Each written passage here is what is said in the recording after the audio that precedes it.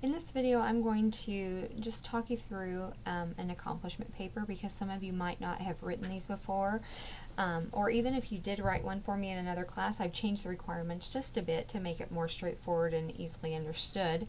So this is from the link on our website here.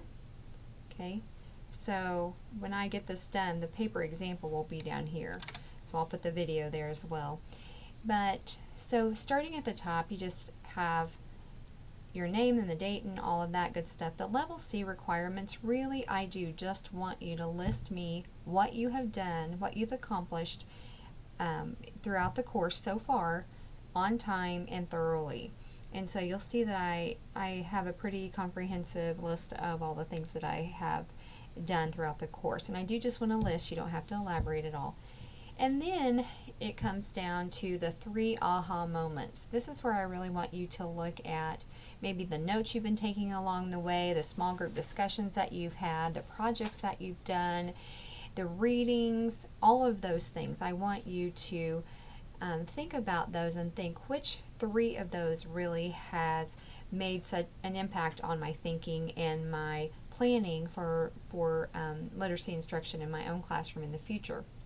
So after you've kind of thought about that, and it'll be good if you could look at maybe the notes you've taken along the way to help you decide, then you are going to write about those in a way that helps me to see your connections between what we've read, what you've written, what you are thinking, and what you're planning on doing. So all of those need to happen. So in these aha moments, see, they're just very short paragraphs, but I have a lot packed in here. This is actually part of a paper that I wrote for another class that I was taking in which I had to write one.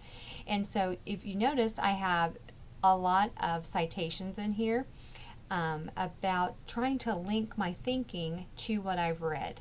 So how has that changed my thinking? So I have one here, I have another article here, here's another one, and you'll see that those help to show the instructor that I was learning from what I was reading. I was learning and applying from what I was doing. And so I share my thinking, I share their resources, and I share what I'm going to do and what I realized. So that was the aha for me.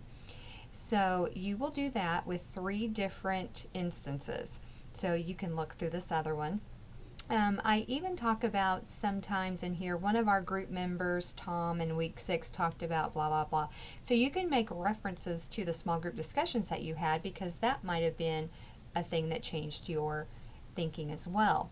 But if I don't see connections, if I don't see references to resources or to group discussions, then you will not get your full B grade or whatever grade you're going for. You won't get the full credit for that. So here's my third one, okay, so blah, blah, blah.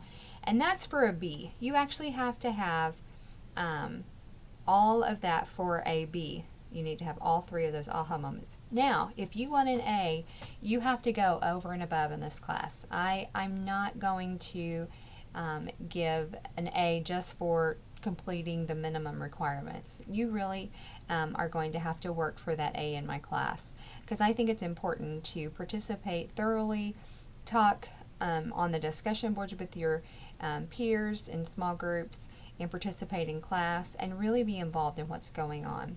And so in the over and above level, you'll see that there are things that I did that were not necessarily required of me. So things like finding a Google Plus community of like-minded individuals like middle school literacy teachers. If you did more research for more websites or more resources along the way, if you heard about something that you'd never heard about and you did extra research to find out more about it, if you join an organization like the International Reading Association or you subscribe to a journal because of something that went on, just things that are over and above the minimum requirements for this. In here you'll see that this was a long time ago, so there were still listservs, but I joined a listserv.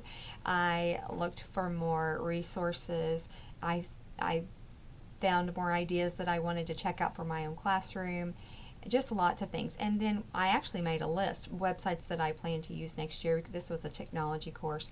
And then activities. If you read about, find out about, talk about new activities or strategies that you want to use, list those and tell me what you're going to do with that.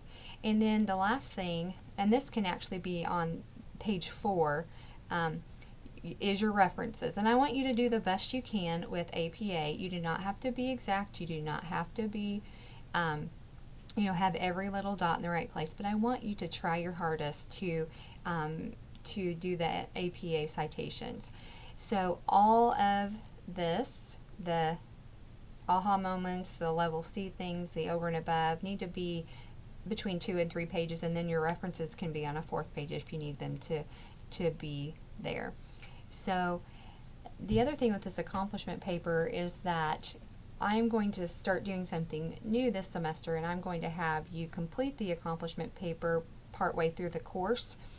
Actually, it's a little bit after midterm, and you are going to actually have your rough draft pretty ready. It doesn't have to be totally completed, but then you and your small group are going to give feedback to each other, and so you need to give feedback to at least 2 other students in your small group, because we are going to give feedback and constructive criticism to each other, because that's what teaching is all about, helping somebody get better. And so you guys can help each other as well, and you will be receiving points for that feedback. So we'll talk more about that when we get closer to that time, but just so you know. And then this accomplishment paper will actually be your final exam grade, and there are actually no other exam grades throughout the semester. The other things are just based on projects and discussion boards. So if you have any questions, you can always post them to the Google Plus community, and I'll do my best to answer them for everyone. Thanks.